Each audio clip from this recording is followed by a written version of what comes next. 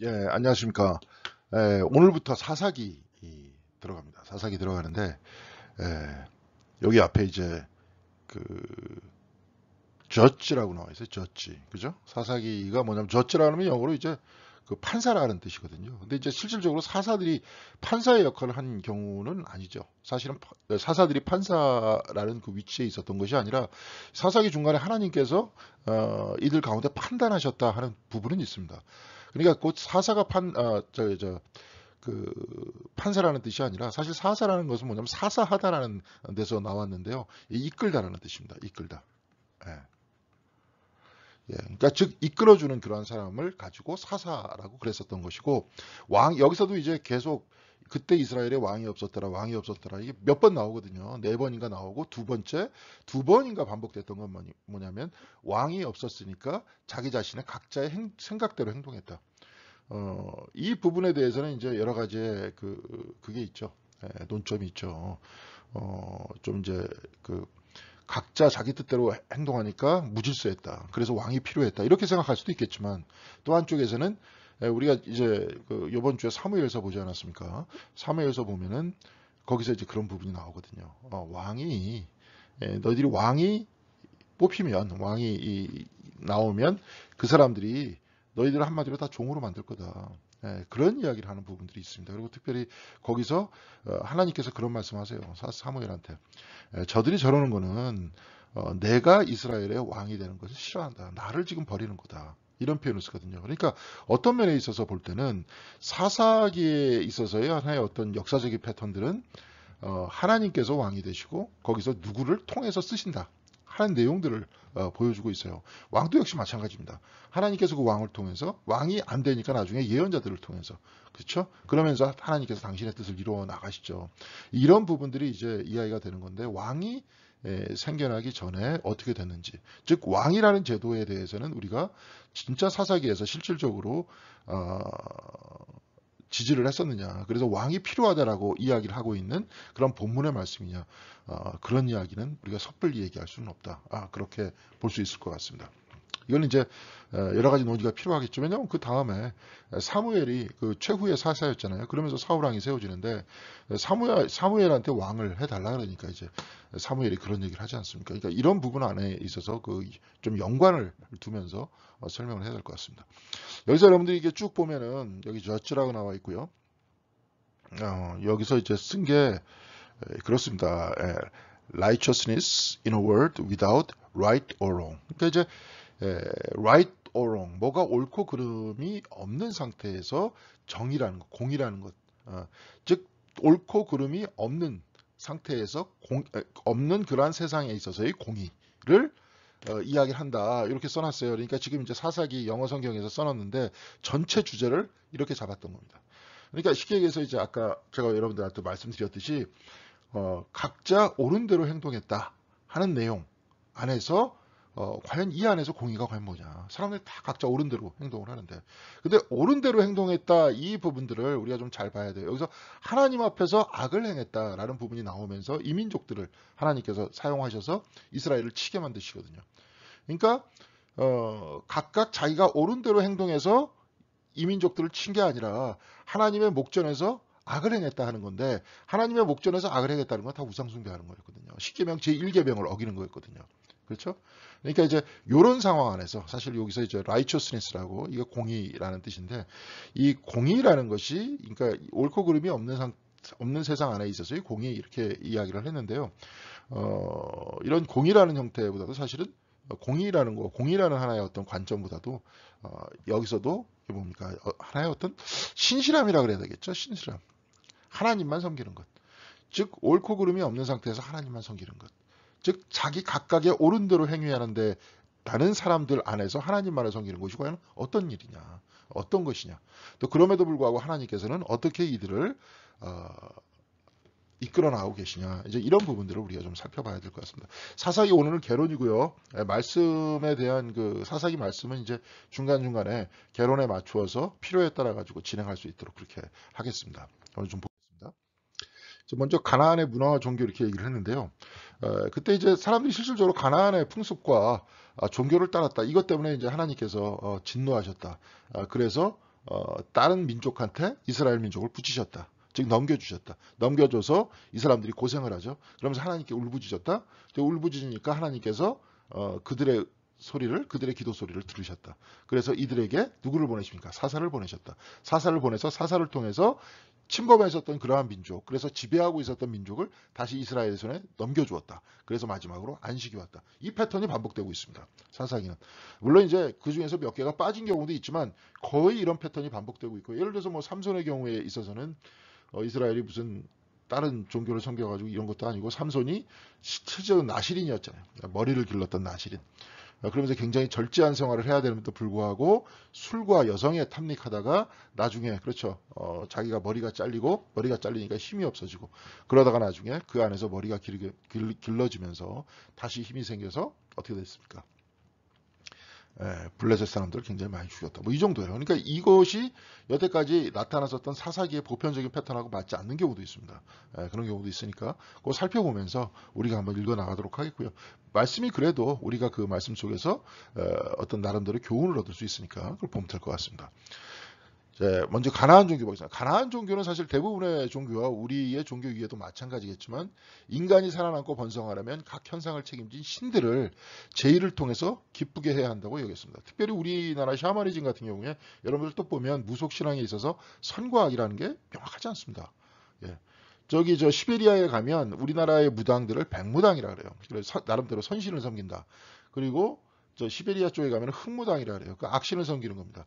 그런데 그건 제가 뭐 연구하고 뭐 이렇게 본 게 아니라 옛날에 최남선이라고 있잖아요. 해에게서 소년에게라는 그 시를 쓴 나름대로 그때 당시에 문해 비평가였고 굉장히 지식인이었는데 이 사람이 샤머니즘이라고 했어요. 샤머니즘이라는 형태의 어떤 종교를 연구를 했습니다. 그래서 샤머니즘을 그 나름대로 일제시대에 뭐라고 얘기했는데 예만교라는 건 무엇인가? 그래서 샤머니즘을 그렇게 연구를 해서 이렇게 얘기를 했는데 그 책 안에서 보면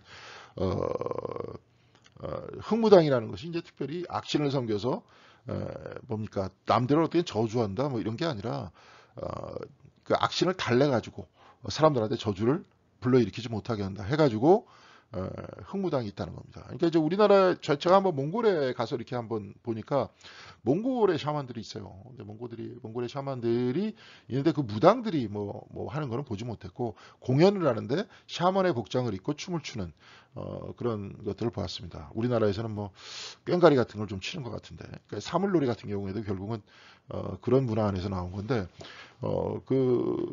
그쪽에서는 어떤 북을 들고 이렇게 치더라고요. 북을 치면서 나름대로 거기서는 막 격렬하게 춤을 추다가 트란스에 들어간다. 샤먼이 이렇게 딱 입신을 한다 그러죠. 누워가지고 갑자기 뻗어요. 뻗다가 갑자기 위에서 영혼이 뭐 하늘로 올라가기도 하고 지하로 내려가기도 하면서 신들을 만나서 뭐 기륭화복을 점쳐주는 하나의 나름대로 이런 이야기예요. 근데 이런 종교들을 이렇게 쭉 보면은 정확하게 선과 악이라는 게 아니라 뭐가 있냐면 뭐가 이들의 중심이냐면은 이익과 손해가 중심이에요. 선악이 아니라 이익과 손해가 이들의 중심이라는 겁니다. 그래서 어떻게 하는 거냐? 아까도 얘기했지만 악신을 달랜다 그랬잖아요. 선신도 샤머니즘 안에서 굿을 펼칠 때 이들이 가지고 있는 신관이라는 것도 극단적으로 자기 쪽으로 자기 편으로 만드는 거예요. 굿을 통해 가지고. 그래가지고 자기가 뭐 이렇게 빌고 비나이다 하는 것을 들어주는 거. 이게 결국은 샤머니즘에서 얘기하는 그런 형태의 하나의 어떤 얘기거든요. 근데 우리도 좀 남아있죠. 여러분들 그럼 마음속에 그런 생각 안 듭니까? 하나님을 내 편으로 만들어서 그래서 나한테 복 달라고 하게끔 하는 거. 이런 부분들이 우리들한테 남아있는 한 사실은 근데 샤머니즘도 사실은 그런 건 아니죠. 신관이라는 것들이 구체적으로 구성되다 보니까 그렇게 된 거예요. 샤머니즘이라는 게 원래 오리지널한 형태를 엘리아드라는 사람 뭐냐면 고대 엑스타시의 기술이라고 했어요. 그런데 엑스타시의 기술이에요. 그러니까 쉽게 얘기해서 하나의 어떤 신적인 위치라든지 초월적 위치에 들어가기 위해서 엑스타시를 어떻게 하는 것이냐라는 것이 샤머니즘의 원형적인 모습이었다. 이렇게 봤어요. 엘리아드라는 종교학자는. 그런데 이런 종교는 타락하기 쉬운 게 왜 타락하기 쉽냐면은 나중에 교리도 없고 뭐도 없기 때문에 그렇죠? 그렇기 때문에 어디로 가자면 지금 금방 제가 말씀드린 이득과 손해로 가기가 아주 쉽습니다. 뭐 샤머니즘에 뭐 특이하게 뭐 교리가 있는 것도 아니고 경전이 있는 것도 아니고, 그죠? 고등 종교라는 건 뭡니까? 경전도 있고 교리도 있고 그리고 윤리적인 삶도 있고, 여기서는 윤리적인 삶하고는 상관없어요. 내가 복만 받으면 되니까. 네. 신을 내가 그 기술을 통해서 나에게로 내 편으로 만들어서 복을 받으면 되니까.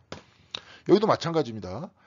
인간이 살아남고 번성하려면 각 현상을 책임진 신들을 제의를 통해서 기쁘게 해야 된다고 이렇게 생각을 했던 거예요. 그래서 최고의 신은 엘이었지만 그런 활발한 활동을 하지 못하고, 원래 그래요. 초월신이라는 존재는 활발한 활동을 안 해. 너무 거룩하기 때문에 자기를 넘어서 있어. 근데 실질적으로 사람들과 밀접하게 연결된 신은 누구냐? 바알이라는 신이에요. 예, 주된 활동을 차지했어요. 여신은 아세라가 바알의 아내였습니다. 그래갖고 이들이 가지고 있는 경전은 있긴 있어요. 뭐냐면 신화집이에요. 신화집. 바알과 아세라의 신화집. 아스타롯, 아나 등이 있었는데 이들은 생식과 번식, 자손의 번창 등을 관장한다고 믿었다. 그래서 우리가 성경책에 보면 뭐 성전의 사자들과 같이 뭐 어울려가지고 음란하게 했다, 뭐 이렇게 얘기했잖아요. 그러니까 아세라, 아스타롯, 아넷과 같은 여신을 숭배하는 쪽에서는 다산과 출산이라는 것들을 축복이라고 여겼기 때문에 거기에 항상 여사제들과 그런 관계를 가졌다. 네. 그래갖고 사람들이 자꾸 그런 데 찾아간다. 왜냐하면 자기 자신들의 성적 욕망도 있으니까 이런 것들을 통해 가지고 음란하게 했다라고 표현하고 있는 겁니다. 그런데 이제 여기서 좀 주목해야 될 거는, 이걸 다 설명하지 못하죠. 종교학적으로 다 설명하지 못하는데 대체적으로 이제 우리가 성경 안에서 묘사되고 있는 이들의 종교의 형태만 우리가 알아보면 될 것 같은데요. 중앙성소가 없었대요. 중앙성소가 없어서 바알은 언덕이나 골짜기에서 숭배됐으며 각각의 장소와 함께 바알의 이름이 이제 언급됐다 그랬죠. 바알 부올이라고 있죠, 그죠?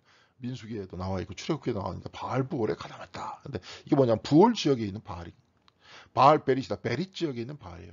바알 세봅이라 그랬죠. 이번에도 여기서 뭐 파리의 신이라 그랬는데 세봅이라는 지역에 위치한 바알이었고, 특히 여기서 상징하는 존재는 팔이었다는 거예요. 네. 그러니까 이런 식으로 해가지고 이런 가나안의 문화와 종교에 이들이 탐닉해 들어감으로써 하나님 앞에 죄를 저질렀다 이거예요. 그렇게 됨으로써 하나님께서 이 민족을 들어서 이스라엘을 치셨다, 이런 내용입니다. 자, 그러면은 이들을 이제 구원해 주었던 사사들은 누구였냐? 이렇게 보면은 사사는 일단 종신제였습니다. 여러분들이 볼 때 그 사사가 있을 동안에 이스라엘에는 안식이 있었다. 그래서 그가 죽고 또 다시 어떻게 합니까? 사람들이 그거를 하죠. 저 하나님 앞에 범죄를 하죠, 그죠? 그런 내용이네요. 세습제가 아니었어요. 사사들은 하나님에 의해서 세워지나 입다와 같이 인간에 의해서 세워지는 경우도 있었습니다. 하나님에 의해 세워지는, 아니면 삼손과 같이 세워지지는 않았는데 그냥 사사의 스토리와 비슷한 형태의 이야기가 되면서 사사의 전체적인 이야기하고는 상관없는 방향으로 빠지는 경우도 있었습니다. 그래서 이들의 통치 시기는 전쟁과 안정의 시기까지 계속됐습니다. 전쟁 막 그저 이민족들 밑에서 고생할 때 하나님한테 부르짖으니까 하나님께서 사사를 세워주시고 전쟁을 하죠. 그래서 그 민족을 쫓아내죠. 그죠? 그런 다음에 평화시까지 계속되죠. 그죠? 그리고 이들의 권한이 세도 율법을 넘어설 수 없었습니다. 사사는 사실은 율법을 지키기 위한 사람이에요. 그러니까 사사는 여러 가지로 이렇게 좀 이미지가 아주 통합된 존재였습니다. 왕의 이미지도 좀 있고요. 제사장의 이미지도 좀 있고요. 예언자의 이미지도 좀 있고요. 그렇죠? 그러니까 전투를 하니까 왕의 이미지가 있고, 사사가 율법을 수호하니까 나름대로 예언자와 제사장의 이미지가 있고요. 뭐 이렇게 갑니다. 나중에 사무엘을 보면 사무엘이 비슷하죠. 예언자의 모습과 제사장의 모습을 같이 가지고 있지 않습니까? 마지막 사사인 사무엘이. 그렇죠? 그러니까 이제 이렇게 돼요. 근데 사무엘과 같이 나름대로 어떤 종교적, 어떤 신앙적 카리스마를 지니고 있는 사람들은 사실은 없었어요. 사무엘만이 그랬지, 그 이전의 사사를 여러분들이 곰곰이 생각을 해보세요.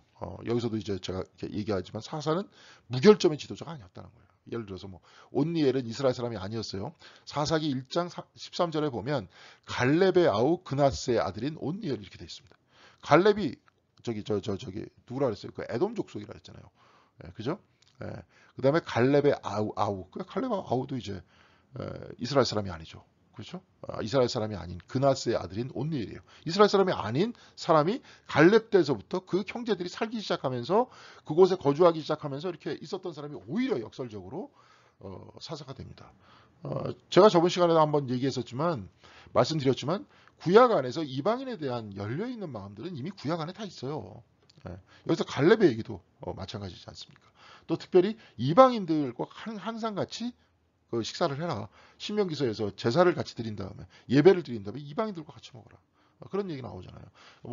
저기 이사야서에서도 보면은 이방을 비추는 등불이 이스라엘이다. 그러니까 이스라엘을 하나님께서 선택하신 이유는 이스라엘만 애지중지하고 나머지 다 버리려고 했던 것이 아니라 이스라엘을 통해서 전 세계를 구원하려고 했던 거죠. 이 패턴을 보면은 노아의 홍수 때 하나님께서 심판을 하시잖아요. 그러면서 하나님께서 후회를 하시죠. 그래서 다시는 물로 심판을 안 하겠다 하시죠. 그런 다음에 아브라함을 선택하시죠. 그렇죠? 예, 그런 겁니다. 심판하겠다고 이야기하는 것이 아니라 선택을 하시죠. 예, 그러면서 아브라함을 통해서 그 민족을 통해서 생육하고 번성하면서 그렇죠? 마치 생육하고 번성하라 그러는 그러한 복과 같이 모래 하늘의 별과 같이 모래에 땅의 모래와 같이 이들이 번성하고 이들이 그렇게만 번성합니까? 우리가 지금 신약 시대에 우리가 이렇게 보는 거 아니에요? 믿음의 조상을 아브라함이라 그러고 바울도 접붙임을 당했다 우리는 그 유대인의 거기에 접붙임을 당했다라고 쉽게 얘기해 주는 거죠. 근데 누가복음과 같은 그 말씀을 들여다보면은 여러분은 어떻게 됩니까? 보편주의잖아요, 이미. 예수님서부터 위로 쭉 올라가 가지고 계보를 보니까 누가 그 제일 꼭대기에 있습니까? 하나님 꼭대기에 있더라는 거예요. 하나님의 꼭대기가 있고 쭉 간 다음에 아담서부터 쭉 해갖고 밑으로 내려올 수도 있겠죠. 이렇게 얘기하다 보면 모든 민족의 꼭대기엔 누가 있습니까? 하나님께서 계시다는 거예요. 모두 다 형제 자매라는 겁니다. 그 누가복음의 사고방식에 의하면. 그렇죠? 그런데 그런 것들을 일깨워주고 우리 모두가 그러니까 다투지 말고 싸우지 말고 하나님 안에서 한 형제 자매와 같이 살아나가자고 깨우치게끔 하는 그 역할을 해야 되는 사람이 누구냐? 이스라엘인 거죠. 이스라엘이 그렇게 해야 됐던 거죠. 근데 그렇게 못했던 거죠. 그죠? 그렇게 못하니까 예언자들을 또 보냈다 그랬잖아요. 그러다가 나중에 예수님을 보내시죠. 그러면서 예수님께서 말씀하시지 않습니까? 네. 예를 들어서 천국의 잔치자리를 벌이는데 거기서 오라 그러니까 다 핑계대고 하라고. 그러니까 예수님께서 누가복음에서 보니까 저 멀리라는 게 저 멀리까지 저 멀리라는 게 이방인들 다 데리고 와라. 네. 그래가지고 우리가 이 안에서 잔치를 벌이자. 네. 잔치를 벌이는 바로 그 자리. 그것이 곧 천국이고 바로 그것이 예수님께서 선언하신 하나님 나라의 모습이잖아요. 네. 여하간에 이것과 같이 그나스의 아들인 온니엘이라고 이야기하면서 갈렙의 아우라고 표현을 했어요. 그러니까 이스라엘 사람이 아닌 사람도 있었고요. 왼손잡이인 에웃은 지체장애자였다고 얘기합니다. 여기서 지체장애자였다는 표현을 쓰지를 않는데 대부분 그때 당시에 이제 왼손을 사용했다 그러면은 누구냐? 지체장애 있는 사람이었거든요. 다 오른손을 사용하게 돼 있어요. 지금도 이제 그런 율법에 대해서 굉장히 엄격하게 지키는 성경을 비스무리하게 이제 성경 중에서 한 70% 정도 지금 여러분 꾸란이라 그러는데 70% 정도가 성경하고 같은 얘기예요. 그리고 나름대로 자기가 막 각색했죠. 그러니까 그게 이제 이슬람이 제가 한번 여기서도 저 말씀을 나누면서도 설명했던 것 같은데 여러분들 이렇게 보시면요. 자 그림을 잘못 그려서 죄송합니다. 여기 이제 아프리카가 있죠. 그리고 여기가 이제 쭉 해서 시나이 반도가 있고요. 이스라엘은 한 이쯤 됩니다. 예, 그렇죠. 여기가 지중해고. 네. 그리고 이제 이쪽에서 이렇게 되면서 이쪽으로 이제 퍼져나가면 유럽으로 퍼져나가는 거죠. 근데 이제 초대교회가 형성이 되면서 끊임없이 이단 논쟁들이 일어나거든요. 그러면서 이제 니케아 종교회의가 400몇 년. 기독교가 이제 공인되지는 않았지만 콘스탄틴 황제가 기독교 종교의 자유를 허락하면서 그 다음에 주교들을 부르죠. 그런 다음에 이제 종교회의를 열어요. 콘스탄틴 황제가 종교회의를 엽니다. 주교가 여는 게 아니고 주교나 여는 게 아니라. 근데 그쪽에서 이제 니케아 종교회를 열고 거기서 아리우스파를 이단으로 이야기를 하고 아타나시우스 쪽을 정통이라고 얘기하는데 아리우스와 아타나시우스가 차이가 있는 게 뭐냐면 아타나시우스는 이제 삼위일체를 얘기하죠. 호모 우시아를 얘기하면서 곧 예수는 참 인간이고 참 하나님이다. 이런 이야기를 하고요. 아리우스는 아니다. 예수님은 그냥 아주 훌륭한 인간일 뿐이다. 네, 이런 얘기를 하죠. 그러다 보니까 어떻게 됩니까? 아리우스파는 이제 이단으로 쫓겨나고 아타나시우스는 정통이 돼가지고 서구교회의 중심이 되죠. 그러니까 이런 식의 종교 공의회 때마다 새롭게 얘기하고 초창기에는 굉장히 다양한 이론들이 많았을 거 아니에요. 그런 다양한 이야기들도 많고 성경도 굉장히 다양했어요. 성경이 아니죠. 외경이라 그러죠. 우리는 외경. 뭐 쉽게 얘기해서 예를 들어서 빌립 복음서 이런 이야기 여러분 처음 듣죠. 네? 그런데 보면 예를 들어서 이제 막달라 마리아가 예수 하버드에 오다 거기서도 제가 잠깐 말씀드렸는데 막달라 마리아가 사실은 예수의 굉장히 수제자였거든요. 여성 중에 수제자였는데 나중에 남성들이 그 집단을 교회의 집단을 독점하기 시작하면서 막달라 마리아에 대해서 안 좋게 얘기하기 시작하죠. 예를 들어서 빌립 복음서 같은 경우에는 예수를 유혹하는 자로 나와요. 그 빌립 복음서에서 딱 보면 진짜로 그래요. 자꾸 막달라 마리아한테 예수님이 뽀뽀를 하니까 빌립이 아니 왜 막달라 마리아만 예뻐합니까? 우리 예뻐하지 않고 이런 부분도 나와요. 예.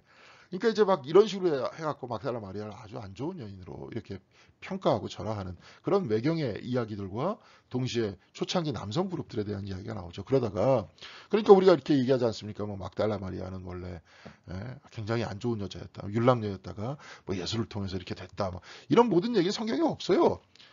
성경에서 모든 이야기를 다 껴맞춰가지고 5세기경이죠. 500몇 년경인가요? 그때 교황 레오 3세인가? 그 사람이 그렇게 이야기한 거예요. 최초로 막달라 마리아는 그런 여자인데도 불구하고 주님께서 다 용서해 주셔가지고 가가지고 아주 부활의 목격자가 됐다. 뭐 이런 식으로 얘기를 하죠. 근데 초창기에 보면은 부활의 우리 사복음서 전체에 있어서 부활을 목격한 그 사람 중에서 빠지지 않고 등장하는 사람이 막달라 마리아입니다. 그리고 예수님께서 십자가에 못 박히셨을 때 동시에 거기 항상 있었던 존재는 막달라 마리아입니다. 예수의 최후와 부활을 다 봤던 사람이에요. 그러니까 증인이에요. 그러니까 그 남자들이 막 베드로와 같은 남성 수제자들이 다 거기 있어요. 베드로는 도망가 있었잖아요. 십자가에 못 박힐 때 3번이나 부인하고. 그리고 부활도 최초로 목격하지 않고 나중에 쫓아가잖아요. 막달라 마리아가 봤다 그러니까 그냥 저한테도 이런 그림이 있네요. 이 그림을 여러분 좀 보면 아이고야. 요 그림입니다. 여기서 이제 그 옷을 입고 있는 사람, 까만 옷과 아이고 빨간 옷 그 두루마기를 입고 있는 사람이 베드로고 거기 왼쪽에 그 흰 옷을 입고 손을 모으고 가는 사람은 요한입니다.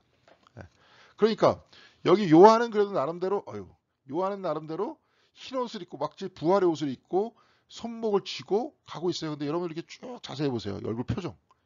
제가 이게 하도 이 나름대로 은혜를 받아가지고 샀습니다. 물론 이제 얼굴은 굉장히 간절한 모습. 요한은 간절한 모습이야.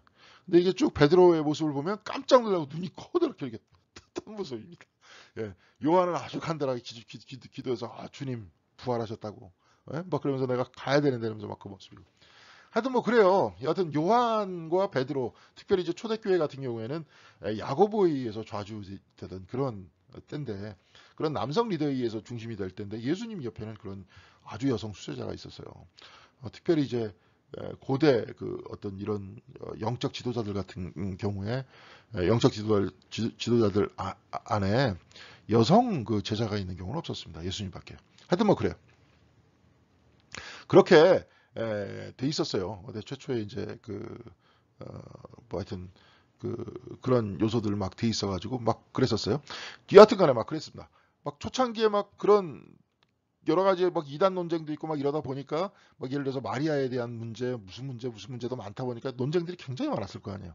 그러다가 이제 여기서 이단으로 밀려난 사람들은 대부분 어디로 갔냐면 요쪽 반도로 갔어요. 여기 아라비아 반도.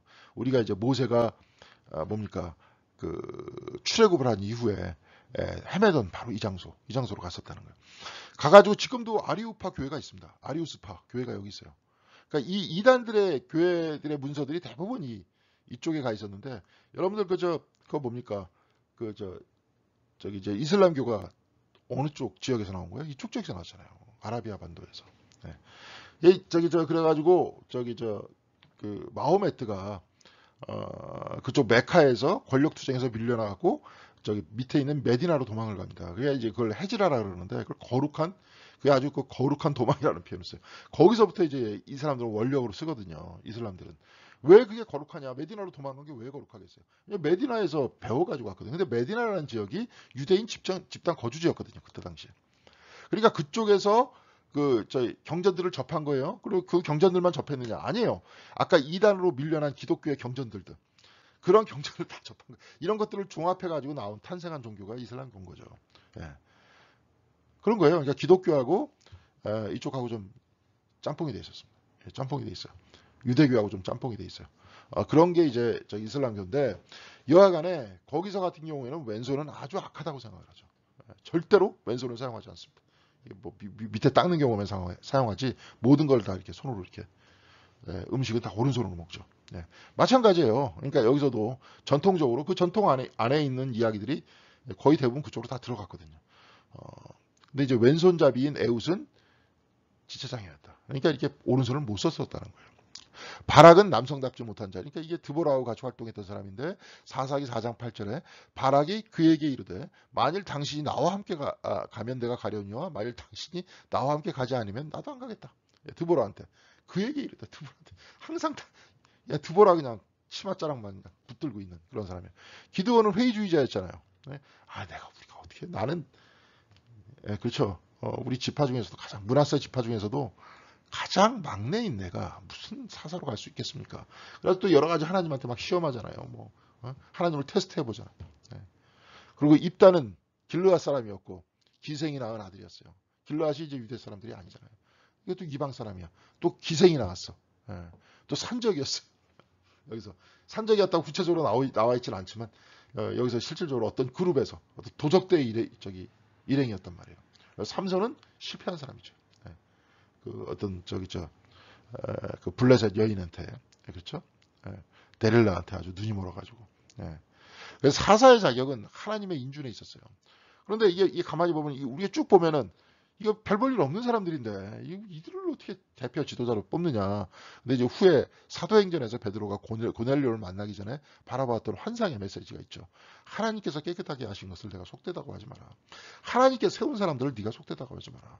그러면서 이제 사사를 그런 식으로 선택을 했었던 거죠. 하나님께서. 자, 사사기의 기록 목적입니다. 사사기는 긴 세월 동안 이스라엘이 하나님께서 주시는 복을 누리지 못하는 이유를 백성들의 불순종 때문이라고 보았습니다. 그러니까 신명기 여기서 6장 18절에서부터 19절까지 뭐라고 얘기했냐면 여호와께서 보시기에 정직하고 선량한 일을 행하라. 그리하면 내가 복을 받고 그 땅에 들어가서 여호와께서 모든 대적을 내 앞에서 쫓아내시겠다고 내 조상들에게 맹세하신 아름다운 땅을 차지하리니 여호와의 말씀은 같으니라. 항상 정직하고 선량한 일을 행하라. 공의를 행하라. 이런 얘기죠. 그러면 하나님께서 어떻게 해야 돼요? 복을 주신다. 이런 얘기인데 특별히 여기서 선량한 일을 행하라. 공의를 행하라. 이런 이야기를 얘기하면 스펙트럼이 넓은데 사사기 안에서 주로 얘기하는 얘기는 뭡니까? 여호와만을 섬겨야 된다. 예. 예. 여호와만입니다만. 예. 아주 중요한 겁니다. 하나님만. 그러니까 다른 신을 자꾸 섬겼기 때문에 이게 뭐예요? 복을 받지 못했다. 신명기서 12장 25절에 너는 피를 먹지 말라. 내가 이같이 여호와께서 의롭게 여기시는 일을 행하면 너와 내 후손이 복을 누리라. 이건 이제 율법이죠. 그러니까 그러니까 특별히 그러니까 제가 이번 주에도 한번 설교를 했었지만 하나님한테 죄가 되는 것. 근데 10계명에서 10계명을 어기면 다 죄가 된다 이렇게 이야기를 할 수 있겠지만 진짜 죄가 된다는 것은 나 외에 다른 신을 섬기지 마라. 하나님과 적대하는 거죠. 다른 것들은 뭐예요? 이런 모든 율법에 관계된 모든 내용은 허물이라고 그랬잖아요. 허물이 되는 거예요. 그러니까 제1계명은 하나님과 적대하는 거죠. 그런 얘기입니다. 그러니까 이렇게 됐을 때 하나님께서 누구를 보냅니까? 이민족들을 들어서 이스라엘 사람들을 친다는 거예요. 그러면서 거기에 대해서 울부짖으니까 사사를 보낸 거고. 그래서 이스라엘이 여호와의 목전에서 악을 행하여 그렇죠? 그래서 바알을 섬기며 하나님을 버리고 바알을 섬기고 하나님을 버린다고. 버린다는 표현을 써요. 자기들의 하나님 여호와를 잊어버리고 기억에서 잊어버리고 여호와의 목전에서 악을 행하니라. 하나님을 잊어버리고 악을 행했다는 건 뭡니까? 다른 신한테 섬겼다는 거 아니에요. 다른 신을 섬겼다는 거 아니에요. 바로 그 이야기가 전체가 여기에 해당하는 얘기입니다. 전체가 여기에 해당하는 얘기예요. 해당하는 이야기의 중심은 뭐냐? 정직하고 선량한 일을 행하라. 그리하면 내가 복을 받고 이 내용은 뭐냐면 오로지 하나님만 섬겨라. 그러면 네가 복을 받는다. 하나님만 섬기는 사람은 그러면 어떻게 돼야 돼요? 거기서 이제 율법이라는 것들이 몸에 익어서 나오는 거죠. 그 다음에 일평생 뭐 하는 거예요? 하나님만 섬기고 하나님만 사랑하는 사람은 율법 공부를 하는 겁니다. 저절로 율법 공부를 하게 되고 그 다음부터 그 공부를 하게 됩니다. 그러면서 거기서 그 뭐예요? 잠언서에 지혜문서에 있어서의 가장 핵심이 뭐예요? 여호와를 경외하는 것이 모든 지식의 근본이라고 그러잖아요. 그리고 시편 제1편의 지혜문서에서는 뭐예요? 복 있는 사람은 악인의 길을 쫓지 아니하며 주야로 율법을 묵송하는 자로다. 하나님을 악인의 꾀를 쫓지 않고 그쪽으로 가지 않고 오로지 하나님만 섬기면서 주야로 말씀을 묵상하는 자로다. 바로 그 사람이 뭐예요? 시냇가에 심겨진 나무처럼 푸르다. 그런 말씀을 쭉 하지 않습니까? 이제 그런 이야기들이에요. 그러니까 제일 중요한 거는 여호와의 목전에서 악을 행하는 그런 것들은 뭐냐? 바알을 섬기고 하나님을 버리는 것이다. 하나님을 잊어버리는 것이다. 자, 우리는 하나님을 잊어버리지 않기 위해서 어떻게 합니까? 계속 일주일에 한 번씩 교회도 나오는 거잖아요. 새벽 기도도 드리는 거지 않습니까? 이렇게 말씀 공부도 하는 거잖아요. 하나님을 안 잊어버리게 하기 위해서. 하나님 목전에서 악을 행하지 않기 위해서. 모든 것이 하나님 우선이 되기 위해서. 예. 돈보다도 하나님이 먼저 앞서게끔 하기 위해서. 권력보다도 하나님이 앞에 서게 하기 위해서. 그렇게 하는 거죠. 자, 이스라엘이 가나안화 되어가는 모습 중 가장 잘 드러나는 부분은 사사들이 눈에 보이는 표징을 요구하는 사실과 약속의 성취 과정에서 나타난 불신이다. 이게 뭐냐면 사실은 가나안 민족들을 다 부셔라. 뭐 제가 여러 번 말씀드렸습니다. 여호수아서에서도 보면 가나안 민족들을 뭐예요? 치는 그런 모든 것들이 사실은 별로 없었다. 초창기에 그냥 구석에 들어가서 살았다. 이스라엘은 남들이 안 사는 데서 살았다. 부딪히지 않았다. 그런데 왜 이렇게 전쟁 얘기가 많이 나오냐? 결국은 자기 자신과의 싸움이다. 여기서도 보면은 뭐냐면 자기 자신과의 싸움이죠. 이 민족의 풍습과 문화 속에 들어가서 내가 하나님 앞에 범죄하는 이유는 뭐냐? 이 기본적인 원인은 뭐냐? 불신이라는 거예요. 하나님을 자꾸 시험하려고 그래요. 사사들도. 사사기 6장 17절에 기드온이 그에게 대답하되 만일 내가 주께 은혜를 얻었사오면 나의 말씀하신 이가 주 되시는 표정을 내게 보이소서 이렇게 얘기하죠. 하나님의 사자가 쭉 얘기해요. 너희들을 이제 저기 미디안의 그 억압에서부터 살리기 위해서 하나님께서 너를 선택했다. 이렇게 얘기하니까 표징을 보여달라 그러잖아요. 알죠? 그러니까 무슨 뭐 저기 양털을 바닥에다 놓는데 하루는 양털만 줬고 바닥은 멀쩡하고 하루는 저기 바닥은 막 젖고 양털은 멀쩡하고 뭐 이런 식으로 이제 하나님을 자꾸 시험한단 말이에요. 진짜 하나님 맞나 막 이러면서. 근데 사실은 여기서부터 이런 형태의 불신에서부터 풍습을 따르기 시작한다는 거예요. 여러분들 그렇지 않습니까? 세상에 있는 하나님보다 하나님보다 다른 것들을 더 사랑하게 되면서 그러면서 하나님을 떠나게 되는 거잖아요. 그러다 보니까 그 풍습에 젖는 거 아닙니까? 그러다 보니까 나중에 교회 나오고 싶어도 나오지 못하는 거죠. 여러분 한번 보세요. 안 나오기 시작하면 못 나옵니다. 교회는. 그렇게 젖어가는 거예요. 그러다가 이제 죽음이 다가오면 두려워지고. 그러니까 이런 것들을 계속 기억하기 위해서 우리 교회에 나오는 겁니다. 그렇죠. 하나님이 여호와이심을 기억하기 위해서. 하나님만 섬기기 위해서. 그런 얘기예요. 거기서 이제 제일 첫 번째는 이제 불신의 과정이 있었다 하는 것들 기억해 주시고요. 이에 대한 사사기의 응답은 뭐냐면 내 손에 넘겨주리니 이에 사용해요. 사사기 7장 7절에 여호와께서는 기드온에게 이르시되 내가 이 물을 핥아먹은 300명으로 너희를 구원하며 미디안을 내 손에 넘겨주리니 남은 백성 각각 자기의 처소로 돌아갈 것이니 내가 이제 확실한 증거를 보여줄게. 어떻게? 네 손에 넘겨줄게.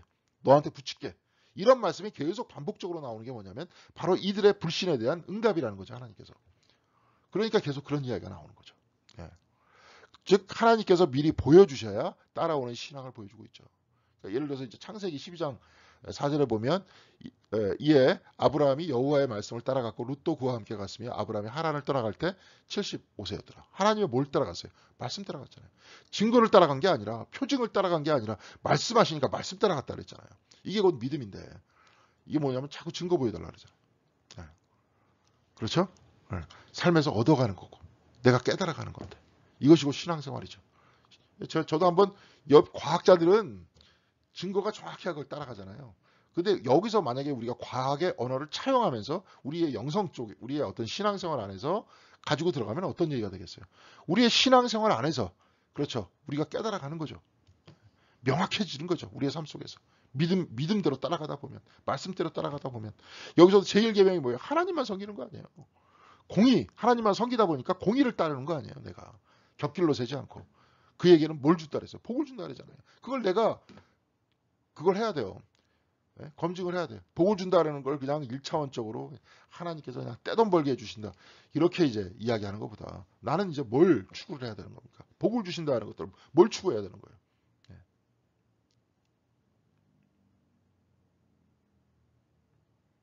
공의를 추구하고 사랑을 추구하고 거기서 나타나는 나의 마음속과 나의 영혼 속에서 주시는 하나님의 충만함과 구원의 확신과 하나님께서 나와 함께 하고 계시다는 확신. 바로 그 모습. 그리고 또 동시에 그 체험. 바로 그것이 우리들에게 다 주는 거 아닙니까? 물질적으로 뭐 다 준다. 뭐 이런 게 아니라 물질이 있다고 하면 없어지는 것이고요. 물질이 행복 기준이 아니다. 어차피 물질이 없으면 또 못 살지 않습니까? 돈이 없으면. 근데 이제 물질에 대한 과도한 집착. 바로 그것이 문제라는 거 아니에요. 자, 사사기 부록에는 그때 이스라엘 왕이 없었더라가 4번이 나오고 그중 2번은 사람들이 자기 소견대로 옳은 대로 행했다. 예. 이게 사사기 17장 6절에 그때에는 이스라엘 왕이 없었으므로 사람마다 자기 소견에 옳은 대로 행하였더라. 그 다음에 21장 25절에도 그때 이스라엘 왕이 없으므로 사람이 각기 자기의 소견에 옳은 대로 행하였다. 이 부분이 2번 나옵니다. 그때 이스라엘의 왕이 없었더라 이야기를 할 때는 또 이스라엘이 타락했을 때, 예, 뭐 여기도 좀 이따가도 나올 겁니다. 막 가족들이 타락해서 막 우상을 섬길 때, 그때 이스라엘의 왕이 없었더라 이런 표현을 씁니다. 자, 그런데 왕이 없었다는 것을, 예, 왕이 있어야 한다라고 해석할 수 있겠지만, 그렇죠. 왕이 없는 상태에서 이민족을 들어쓰시며 이스라엘을 훈련시키시고 사사를 통해 구원받는 과정이 왕의 통치가 아닌 하나님의 통치를 말하는 것을 알 수 있다는 거죠. 예. 그렇죠. 하나님께서 훈련시키시고 하나님께서 통치하시고 왕이 없는 상태에서 자유인에 따라서 자기 자신의 양심에 따라서 생활했다는 거예요. 이게 꼭 왕이 있어야 된다는 결론이 아니라 하나님의 통치의 기준이었다는 겁니다. 우리들도 맨날 하나님의 통치 기대하고 있잖아요. 네?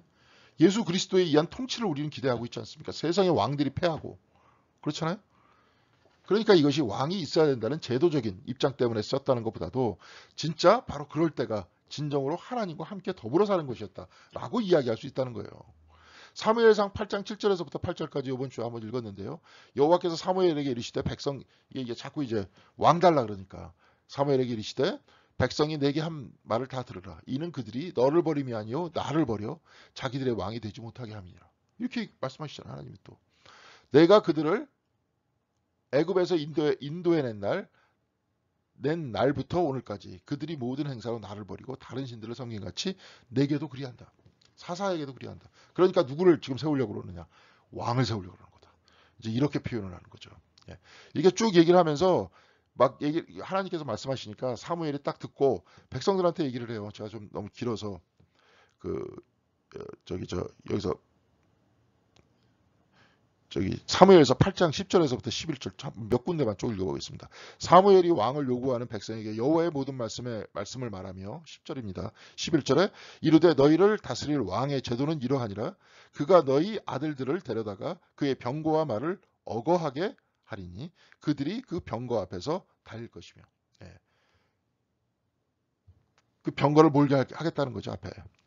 또 너희 아들들을 천부장과 50부장으로 삼을 것이며 자기 밭을 갈게 하고 자기 추수, 그러니까 천부장 50장 왕의 쫄자를 만들어 가지고 자기 밭을 갈게 하고 자기 추수를 하게 할 것이며 자기 무기와 병거와 장비도 만들게 할 것이고 일종의 노예제도가 성립된다. 왕이 생기면 이렇게 여러 번 막 경고합니다. 막 쭉 하고 경고하니까 그 사무엘한테 그래도 좋으니까 왕 만들어 달라 이렇게 얘기를 하죠. 그러니까 왕이 없었다는 것들에 대해서 좀 더 깊게 성찰을 해야 된다. 그 말입니다. 제가 볼 때는 자. 여기서 이제 사사기의 전체 패턴들을 볼게요. 아까도 얘기했지만 첫 번째는 배교를 해요. 이스라엘이 여호와의 목전에 악을 행하여 여호와를 버리고 바알과 아사라를 섬겼다. 그 다음에 징계가 나와요. 여호와께서 이스라엘을 엑스의 손에, 미디안의 손에, 아모리의 손에 넘기셨다. 이스라엘은 엑스를 몇 년 동안 섬겼다. 이스라엘은 미디안을 몇 년 동안 섬겼다. 이제야는 모압을 몇 년 동안 섬겼다. 이렇게 되는 거죠.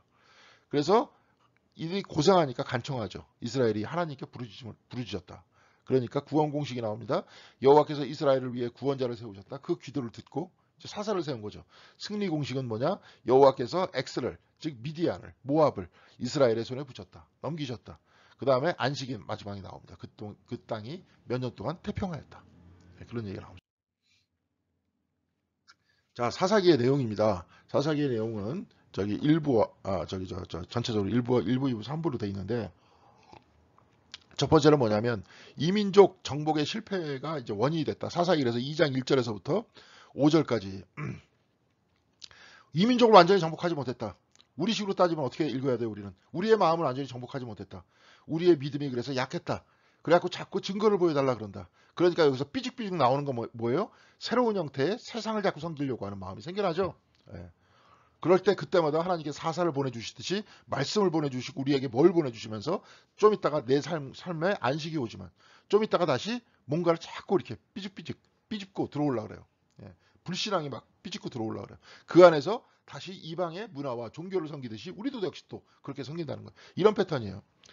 자, 여기서도 가만히 보면 여호와 사자가 길갈에서부터 복임으로 올라와 말하되 내가 너희를 애굽에서 올라오게 하여 내가 너희의 조상에게 맹세한 땅으로 들어가게 하였으며 또 내가 이르기를 내가 너희와 함께한 언약을 영원히 어기지 아니하리니 너희는 이 땅의 주민과 언약을 맺지 말며 그들의 재단을 헐라하였거늘 너희가 내 목소리를 듣지 아니하였으니 어찌 그리하였느냐. 그러므로 내가 또 말하기를 내가 그들을 너희 앞에서 쫓아내지 아니하리니 그들이 너희 옆구리에 가시가 될 것이며 그들의 신들이 너희에게 올무가 되리라. 여호와의 사자가 이스라엘 모든 자손에게 이 말씀을 이르매 백성이 소리를 높여 운지라. 그러므로 그곳을 이름하여 복임이라 하고 그들이 거기서 여호와께 제사를 드렸더라. 이 민족을 안 쫓아내겠다. 계속 너희들 곁에 있게 하겠다. 그럼 우리가 사사기의 신앙을 가지고 있다면 우리도 그렇잖아요. 세상 한복판에 있잖아요. 세상 한복판 속에서 끊임없이 유혹을 당하고 있잖아요. 우리도 어쩔 수 없습니다. 그런데 우리가 이것을 이겨낼 수 있는 건 뭐예요? 아까 얘기했던 것과 같이 불신이 아니고 동시에 하나님만 섬기는 것이고 그러면서 우리가 세상을 이겨나가는 거다. 우리도 일종의 사사기에 있는 그러한 백성들입니다. 예. 정복 실패와 약속의 성취예요. 그들이 어디로 가든지 여호와의 손이 그들에게 재앙을 내리시니 곧 여호와께서 말씀하신 것과 같고 여호와께서 그들에게 맹세하신 것과 같아서 그들의 괴로움이 심하더라. 계속 괴로움이 심한 이유는 뭐예요? 계속 못 살게 구는 게 아니죠. 다시 내게로 돌아오라는 소리 아닙니까? 예, 그렇게 계속 하셨다는 거죠. 자, 그래서 여호와께서 이스라엘에게 진노하여 이르되 이 백성이 내가 그들의 조상에게 명령한 언약을 어기고 나의 목소리를 순종하지 아니하였은즉 나도 여호수아가 죽을 때에 남겨둔 이방 민족들을 다시는 그들 앞에서 하나도 쫓아내지 아니하리니. 그렇죠. 여호수아서에서 그런 게 있잖아요. 나만 섬기면 다 쫓아내주겠다. 그런데 안 쫓아내겠다. 이는 이스라엘이 그들의 조상이 지킨 것 같이 나 여호와의 도를 지켜 행하나 안 하나 그들을 시험하려 합니다. 그들을 시험하기 위해서. 그들을 다른 말로 해서 훈련시키기 위해서. 다른 신을 섬겼기 때문에 이들은 하나님의 백성이 될 수 없어요. 그럼 다시 하나님의 백성으로 만들기 위해서 어떻게 해야 되는 겁니까? 이방 민족을 들어서 치는 거죠. 여호와께서 그 이방 민족들을 머물러 두사 그들을 속히 쫓아내지 아니하셨으며 여호수아의 손에 넘겨주지 아니했다. 그런 얘기예요. 자, 그리고 2부 사사들의 행적을 보면 여러분들이 쭉 보면 이제 온니엘 얘기, 삼갈 얘기, 삼갈은 한 절밖에 없습니다. 드보라와 바락 얘기, 기드원 얘기, 돌라와 야일 얘기 여기도 간단하게 끝나죠. 이 사람들이 이제 소사사라 그럽니다. 네, 그렇죠. 입다 얘기도 입다도 짧죠. 입산, 엘론, 압돈, 그죠? 그다음에 삼손, 길죠. 그러니까 이런 사람들을 대사사라 그러죠. 기드원도 대사사고요. 그렇죠? 드보라와 바락도 대사사고. 그렇죠? 온니엘도 대사사 축에 속하고 이런 식의 대사사와 소사사로 구분되면서 이야기를 하고 있습니다. 3부는 이스라엘 백성들의 퇴락이 나오고요. 퇴락 중에서도 앞부분에 보면 이스라엘 가족의 타락이 나옵니다. 예, 여기서 이제 마지막 페이지입니다. 그 에브라임 산지에 이제 미가라 이름하는 사람이 있었대요. 미가. 그의 어머니에게 이르되 어머니께서 은 1,100을 잃어버리셨으므로 저주하시고 내 귀에도 말씀 은 1,100을 잃어버렸어요. 어머니가. 아주 굉장히 많은 액수인가 보죠. 지금도 은이 1,100, 잘 모르겠어요. 1,100이 구체적으로 단위가 어떻게 되는지 굉장히 많은 양이었던 것 같아요. 그 은이 내게 있나이다. 내가 그것을 가졌나이다 하니 어머니가 이르되 내 아들이 여호와께 복받기를 원하노라. 야, 진짜 돈, 은 100을 1,100을 잃어버린 줄 알았는데 다시 찾았어. 기뻐하는데 미가가 은 1,100을 그의 어머니에게 도로 주매 그의 어머니가 이르되 내가 내 아들을 위하여 한 신상을 새기며 한 신상을 부어 만들기 위해 내 손에서 이 은을 여호와께 거룩히 드리는 여호와께 거룩히 드리는데 왜 신상을 섬깁니까? 그러니까 하나님께 그냥 헌금으로 드리든지 하죠. 아니면 안 하면은 자 집 좋게 해갖고 살림에 보태 써야죠. 그러므로 내가 이제 이 은을 내게 도로 주리라. 다시 이제 또 줍니다. 왜? 신상 만들어라. 미가가 그 은을 그의 어머니에게 도로 주었으므로 어머니가 그 은 200을 가져다가 이제 200이에요. 200. 은장색을 주어 한 신상을 새겼어요. 1,100 중에서 200을. 한 신상을 부어 만들었어요. 그 신상이 미가의 집에 있었더라. 그 사람 미가에게 신당이 있었으므로 그가 에박과 드라빔을 만들고 아까 200에서 1,100에서 200 이제 900을 가지고 에복과 드라빔을 만들었대요. 한 아들을 세워 그의 제사장으로 삼았어. 지금 멋대로 이제 제사장 하는 거예요. 한 아들을 세워서 자기 신당이 있다고 레위인인지 아닌지도 안 나와 있죠. 지금 한 아들을 데리고 에봇하고 뭐예요? 드라빈을 만들어가지고 옷 입히고 네가 알아서 해. 완전 우상숭배 플러스 혼합 짬뽕입니다. 그때 이스라엘은 그래서 왕이 없었으므로 사람들마다 자기 소견대로 옳은 대로 행하였더라. 이건 굉장히 부정적인 얘기죠. 왕이 있었으면 그냥 싹쓸이 했었을 텐데. 자, 그리고 마지막으로 이제 이스라엘의 윤리적 타락이 19장 1절에서부터 25절까지 나옵니다. 기브아 성폭행 사건 아시죠? 그죠? 레위인이 이제 자기 고향으로 갔다가 거기에서 그냥 며칠간 묵고 있다가 그 다음에 거기 있는 베냐민 사람들한테 여자가 아주 윤간을 당하죠. 그래가지고 거기서 돌아오다가 사람이 죽습니다. 죽으니까 그 토막을 내가지고 각 지파한테 보내죠. 그것도 좀 잔인한데. 그러니까 지파의 사람들이 이걸 보더니 분노하고 걸기하죠. 그런 다음에 이제 베냐민 지파를 몰살하고 나중에 베냐민 지파가 거의 다 몰살되다 보니까 여인들 다 죽다 보니까 몇몇 소수만 남다 보니까 베냐민 지파가 완전히 우리들 사이에서 끊어지기가 두렵다. 그런 표현을 쓰면서 거기에 있는 길르앗 여인이라든지 뭐 이런 여인들을 세겜의 여인들이라든지 그런 사람들을 그들에게 이제 보내가지고 대를 잇게 만들었다 하는 내용입니다. 그러니까 이것이 이제 전체적으로 사사기의 내용입니다. 사사기의 내용인데 그 앞에 사사기의 내용 그리고 앞뒤로 또 다른 타락의 이야기, 이스라엘이 고생했던 이야기들 앞뒤로 접붙이고 있고요. 이들의 어떤 죄악의 패턴들을 설명해주고 있고 동시에 구원받는 하나님의 구원의 하나님에 대해서 설명하고 있습니다. 여러분 그 사사기 오늘 내용 개론적으로만 이야기를 했었지만 여러분들 잘 한번 다시 한번 들어보실 분 다시 한번 들어보시고 오늘 말씀 잘 기억해 두시면서 앞으로 사사기의 내용들을 같이 읽어가면 많이 도움이 되지 않을까 이렇게 생각을 합니다. 우리도 하나님께서 다스리셔서 하나님께서 우리를 인도하시고 우리로 하여금 결단을 촉구하시고 가장 중요한 것은 하나님 앞에 다른 신을 섬기지 말라 하는 계명을 지켜가면서 하나님만 살아가면서 지켜나갈 때 사사기는 우리들한테 반면 거울이 되면서 우리들한테 많은 도움을 줄 그러한 책으로 믿습니다. 잠깐 기도하겠습니다. 사랑의 하나님 감사합니다. 성경 공부 시작할 수 있도록 도와주시니 감사드리옵고 사사기 시작할 수 있도록 하여 주시는 애 감사드립니다. 우리가 말씀을 앞으로 상고할 때마다 은혜가 오갈 수 있도록 인도하여 주시옵시고 감사할 수 있도록 함께하여 주시옵시며 우리 가운데 역사하시는 성령님을 체험할 수 있는 귀한 시간 다 될 수 있도록 주께서 언제나 은혜로 붙들어 주시옵시고 또한 일주일간의 우리의 삶도 붙들어 주시옵소서. 이 모든 말씀 우리 주 예수 그리스도의 이름으로 기도드렸습니다. 예, 감사합니다. 수고하셨습니다.